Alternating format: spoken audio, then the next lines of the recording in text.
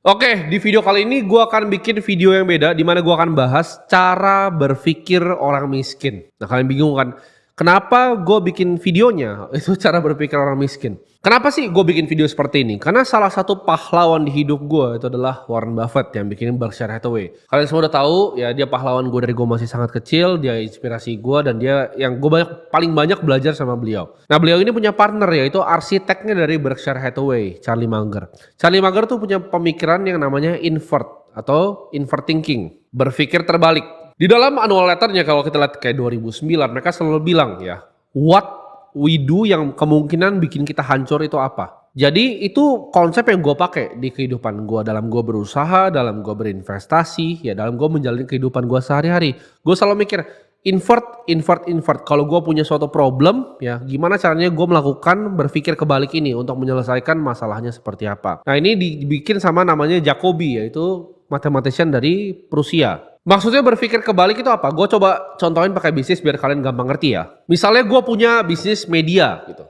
Nah, gue berpikir gimana caranya bisnis media gue itu mati. Oke, satu, stop upload konten, ya kan? Itu pasti mati tuh bisnis medianya. Jadi kita berpikir kebalik. Oke, kalau misalnya kita stop upload konten itu medianya mati, berarti kita harus upload konten lebih sering untuk medianya lebih jalan. Kalau kita mungkinnya bisnis restoran, apa aja sih yang bisa bikin restoran itu mati? Oke, lu maki aja customer lu, ya karyawan lu server lu lempar aja gitu burgernya ke muka dia. Terus lu bikin burgernya itu nggak matang dan nggak enak. Itu pasti customernya nggak balik lagi dan dia akan ngomong ke teman-temannya, dia akan buat instastory bajingan ini tempat dan nggak akan balik lagi. Nah, itu pemikiran kebaliknya. Nah, gimana caranya bikin restoran yang laku? Ya service yang sebaik-baiknya, makanan seenak-enaknya. Itu namanya inverse thinking, berpikir kebalik. Jadi di sini gue akan kasih tahu kalian cara pikirnya orang miskin itu apa, biar kalian bisa kepikir kebalik dari cara pikir orang miskin dan mindset orang miskin ini. Manusia itu selalu lebih gampang untuk didesain untuk spot bahaya ya. Kayak tadi kalau kita punya restoran, untuk spot gimana cara restoran itu bangkrut itu lebih mudah untuk kita. Nah, justru itu kita bisa bikin restoran kita lebih thriving. Dalam investasi sama. Kalau gue mau bangkrut apa yang gue lakukan? Oke, gue all in pakai uang dari hutang yang bukan punya gue hajar di satu tempat terus hilang semua. Itu pasti jadi miskin. Jadi caranya seperti itu untuk kita dapat gambaran tentang kehidupan. Nah, pemikiran orang miskin tuh yang pertama apa? Orang miskin tuh selalu mikir ya, sesuatu itu selalu butuh uang. Maksudnya apa? Oh, mau mulai usaha ini harus butuh uang. Coba kalau gue punya uang segini, coba kalau gue punya ini, coba gue punya ini. Orang miskin tuh selalu berpikir dengan alasan ya.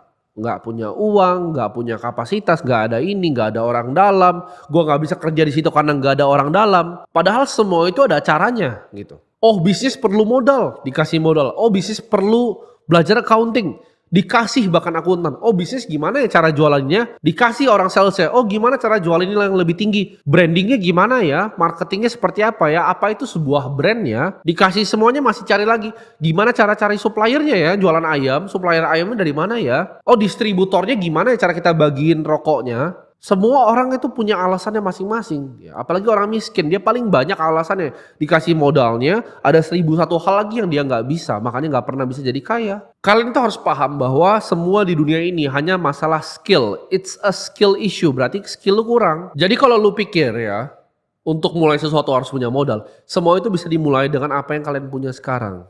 Ya. Dengan sekarang ini kalian lihat apa yang ada di sekitar kalian manfaatkan sebaik-baiknya karena semuanya itu bisa dipakai. Jadi gimana caranya kalian jadi lebih miskin? Punyalah lebih banyak alasan. Setiap kali mau mulai sesuatu selalu punya alasan ya. Karena orang gak ada yang peduli sebenarnya dengan alasan lo apa. Mereka cuma lihat hasil akhir dari hidup lo. Nah, mindset orang miskin lagi tuh apa? Lebih peduli gengsi. Nah, ini yang mematikan. Karena orang miskin itu lebih peduli gengsi dibanding kehidupan dia di kedepannya. Dibanding dia berinvestasi, lebih penting apa? Gengsi duluan. Yang penting gue keren, yang penting orang lain nganggap gue keren. Itu udah titik terakhir gue. Dia gak mau jaga dirinya, dia gak mau bentengin bahkan dirinya secara finansial, bahkan mencoba untuk bentengin dirinya secara finansial. Yang penting gengsi nomor 1. Kayak gini, lu mau cepat miskin langsung aja ya, ambil utang buat mobil baru lu. Nah, itu cepat miskin lu kan, gengsi kan. Punya uang sedikit, ayo kita syukuran ya kan. Punya uang sedikit, ayo beli HP baru. Punya uang sedikit, ayo beli motor baru. Ini bahkan gue punya teman ya, dia punya karyawan tuh sekitar 800 ya. Ketika dia naikin gaji karyawannya, yang dia lihat tuh berubah apa? Motor di parkirannya, keren gak? Baru naikin gaji bulan pertama loh, mereka udah nyicil motor baru. Banyakin terus aja gengsinya, maka lu akan semakin miskin. Karena hidup itu kita gak makan dari gengsi, dan gue belajar ini very early in life ya di kehidupan gue. Waktu gue bener-bener pasti mulai merintis usaha, gue itu punya uang bahkan dari ratusan juta itu gue gulung-gulung sampai miliaran. Di saat gue uang miliaran itu gue masih pakai mobil bekas yang paling murah yang gue bisa cari. Waktu itu gue pakai Ford Fiesta, walaupun gue udah mampu beli Mercy, gue udah mampu beli BMW. Itu gila, anak-anak muda di umuran gue itu bahkan bakal ngutang mungkin untuk beli Porsche itu dengan uang gue. Tapi gue cuma beli Ford Fiesta, kenapa? Karena gue dari dulu seperti itu. Gue lebih pedulin masa depan gue dibanding gengsi semata. Lu belum punya uang buat beli mobil secara cash, jangan beli. Jangan hutang, jangan ambil riba. Ini gue bakal ditentang banyak banget orang, tapi ya udahlah nggak masalah. Karena gue ngerasa gue cuma mau nyampein apa yang menurut gue kebenaran. Belum punya uang untuk beli rumah, jangan KPR. Ini menurut gue pribadi ya, KPR itu nggak mampu. Lebih baik lu sewa dulu, sabar dulu, tabung uangnya, investasikan uangnya, diputar uangnya untuk usaha, diputar uangnya untuk berinvestasi. Tapi gue tahu sebagian besar orang KPR itu kayak semacam menabung dia. Tapi kan ngapain nabungnya 5 tahun lu kasih ke bank uangnya? Lu nabungin buat bank, buat direktur banknya bisa terbang pakai private jet gitu. Jadi jangan. Ya, kalau saran gue belum mampu beli cash, berarti lu nggak mampu beli barangnya. That's it. Orang mungkin banyak yang tentang gue gitu kan, tentang gengsi ini. Tapi terserah orang mau gimana. Gue sih selalu bilang gue hidup anti utang, gue anti riba. Ini gue akan ditentang sama semua financial advisor di Indonesia. Mereka ajarin, oh money is leverage ya. Pakai leverage, pakai utang buat kembangin bisnis lu. Pakai utang buat kembangin bisnis lu. Ini gue bingung, kenapa orang di finance ya, itu biasanya berpikir berbeda dengan orang retail rata-rata. Orang retail gitu kan, oh hutang untuk berbisnis atau financial advisor, hutang untuk berbisnis. Tapi kita tahu, dalam kita analisa sebuah saham, kita analisa perusahaan nih, lu mau beli perusahaan. Perusahaan A yang gak punya hutang dengan cash flow yang sama, dengan perusahaan B yang memiliki hutang dengan cash flow yang sama, A itu lebih mahal perusahaan dibanding B. Kenapa? Karena B harus didiskon terhadap obligasinya dia yang dia keluarkan. Kalian paham gak?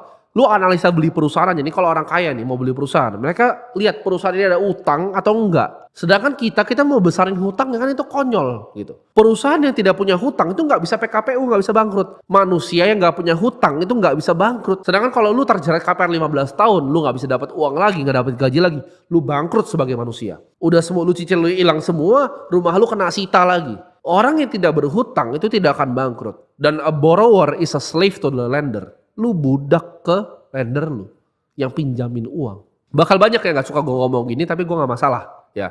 Karena ini adalah prinsip yang gue pegang teguh dari dulu. Gue ngerasa hidup gue lebih enak, gue rasa gue tidur lebih tenang kalau gue gak pernah punya hutang. Timothy tidak bisa bangkrut, kenapa? Karena Timothy tidak punya hutang. Nol ya. Hutang gue persis, di perusahaan gue nol ya, dan gue pribadi nol hutang. Gue gak pernah berhutang dalam beli mobil, gue gak pernah berhutang dalam beli properti. Kantor begini gue juga gak pernah berhutang. Tidak ada hutang sama sekali dalam hidup gue. Ini rahasia yang orang kaya tahu yang gak mau kalian tahu. Kalian coba deh, tanya deh. Direktur bank yang bikin KPR itu beli rumahnya cash atau enggak? Itu pertanyaan gue. Mereka KPR atau mereka beli pakai cash? Itu pertanyaan sederhana ya. Orang yang punya banknya bahkan, gue punya teman yang punya bank. Itu beli rumah cash atau ngutang. Orang yang bikin perusahaan pinjol bahkan beli rumah itu cash apa ngutang? Mereka semua beli cash. Kenapa? Karena orang kaya, misal beli properti itu beda dengan cara kalian beli properti. Mereka lihat, oke, ini ada rumah di Pondok Indah 22 miliar. Orangnya misalnya suami sama istrinya udah mau cerai, ya udah, gua ambil diskon 35% hari ini gua bayar cash. Mereka ada bahkan dapat dealnya lebih bagus dari kalian, baru mereka utangin ke kalian rumahnya. Cara mereka main itu berbeda dengan kalian. Mereka ngambil distress properti, properti di Menteng 80M, harganya miring nih karena suami istrinya udah mau cerai, mau pisah harta, rumahnya mau dilikuidasi buat dibagi dua. Ya udah. On market 80, gue minta 55, tapi gue bayar cashnya besok ini uangnya. That's how they play the game. Gue juga dulu sebelum gue punya uang untuk beli properti secara cash, gue juga sewa gitu. 4 tahun lalu gue sewa loh dengan uang miliaran di bank gue. Puluhan miliar uang gue, tapi gue sewa. Kenapa? Kenapa gue sewa? Kenapa gue gak beli? Karena gue mikirin itu. Uangnya diputar dulu. Gengsi gue gak lebih besar ya. Gak cuma sekedar gue punya rumah landed terus gue bilang, oh tetangga, halo tetangga gitu. Mereka gak bayarin kalian gitu. Keluarga kalian nggak bayarin cicilan kalian. Itu akan jadi tanggung jawab kalian sendiri. Gimana? Apa lagi kan? Kita mikir di sini. Apalagi cara untuk jadi miskin? Cara jadi miskin adalah apa? Gampang, nggak usah kerja keras, ya kan? Banyakin gengsi tadi gue bilang sebelumnya, nggak usah kerja keras. Lo kerja aja, ya 3 jam sehari, sisa waktu lo nontonin TikTok. TikTok. Otak lo sama algo tuh udah rusak gitu. Karena algo TikTok sekarang atau Reels atau Shorts, short form itu algonya sekarang lebih kena ke otak kalian. Ya. Mereka tahu intention base kalian apa. Oh dia suka cewek. Oh dia suka nonton Mobile Legends. Oh dia suka nonton ini. Itu kalian akan disuguhin hal yang sama terus. TikTok. Adiktif TikTok. Lihat cewek cantik. Buka TikTok ya, lihat profile ada Instagram. Pencet Instagram. Kalian bilang, halo. Terus ceweknya nggak balas kadang-kadang ngeliat profilnya dia jijik gitu. Oh dia pecundang. Balik lagi kalian, TikTok cewek lagi, TikTok cewek lagi. Ah ini kayaknya oke nih coba. Halo, balik lagi TikTok, TikTok, TikTok. Dibanding lu bikin uang lu, itu yang lu lakukan. TikTok, TikTok. Halo, TikTok, TikTok, TikTok, TikTok, TikTok. Ya, jangan begitu ya. Jangan buang waktu hidup lu. Lu tunda aja hidup lu terus, tiap kali ada pekerjaan lu tunda terus. Nah itu akan hidup lu jadi pecundang dan jadi miskin. Cepat sekali akan jadi miskin ya. Gak usah kerja, gampang ya. Gak usah kerja keras, kerja 3 jam sehari, banyakin nonton TikTok. Nah gimana lagi cara untuk jadi miskin? Gak usah kerja keras ya kan. Banyakin gengsi. Takut untuk ambil resiko. Nah itu juga ciri khas orang miskin tuh. Takut untuk ambil resiko. Uangku gimana? Deposito, deposito, deposito. Deposito, deposito. Ntar diambil deposito, deposito. Nah itu cara orang miskin pikirnya. Belajar skill baru. Oh ada tentang biotek. Oh ada tentang AI. Ada tentang kripto. Oh scam, scam, scam. Takut, takut. Resiko, resiko, resiko. Jualan Indomie. Jualan pecel lele aja. Jualan pecel lele. Takut untuk ambil resiko. Lu lihat konglomerat. Mereka ekspansi cepat. Oke, ada teknologi apa? Kita ekspansi. Ada teknologi apa? Kita ekspansi. Mereka jadi the bleeding edge paling ujung, ya kan? Technological revolution mereka yang paling depan karena mereka lihat, oh 1900 apa yang tren, ya kan? Awal-awal tuh apa yang tren? Mobil, oh mobil tren. Abis yang tren apa? 1930. Oh ini pesawat mulai tren. Abis apa? TV mulai tren. Media. Private equity mulai tren. Oke, private equity alternative investment. Apalagi yang tren? Amazon, ya kan? 2000, Google, IBM waktu itu. 2010, Netflix dan lain-lain.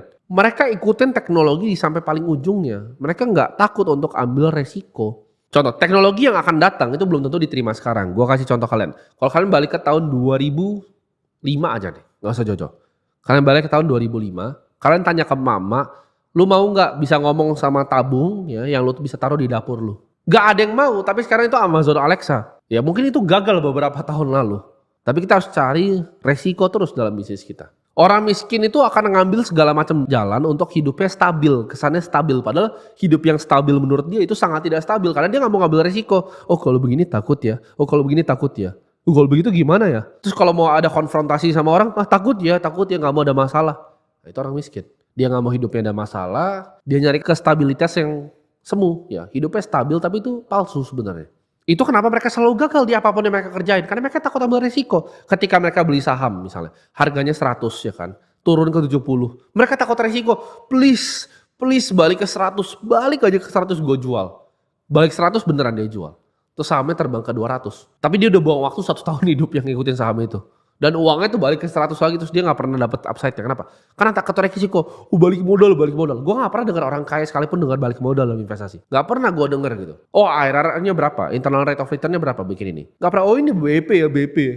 BP itu kata-kata orang miskin. Gue gak pernah dengar orang kaya ngomong BP. Orang kaya itu gak menghindar dari masalah. Gak back away dari masalah. Mereka juga gak banyak komplain seperti orang miskin dengan masalah. Orang miskin dengan masalah itu komplain.